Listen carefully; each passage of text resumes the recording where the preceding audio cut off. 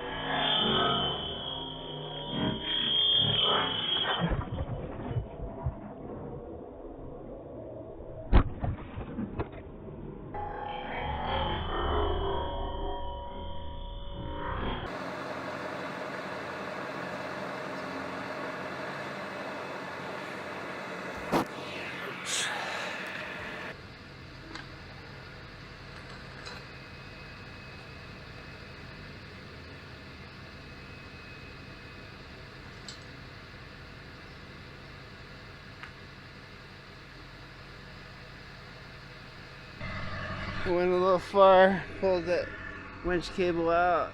Looks like I need a Allen wrench to get that back in. Alright. Alright. I got the winch cable back on. Pretty easy. 3mm little 3mm screw that goes in there. Allen wrench. Just stuck it cable right back in that hole, tighten that back down, it's good to go. This is the red part that you're not supposed to go past. So I gotta be a little more careful pulling forward. Okay, now I think I got it. I wrapped it around the wrong way the first time. You actually have to go around from the back, wrap it around the back to the front through the hole, otherwise it'll wrap backwards. Out is in is out, so got that right this time.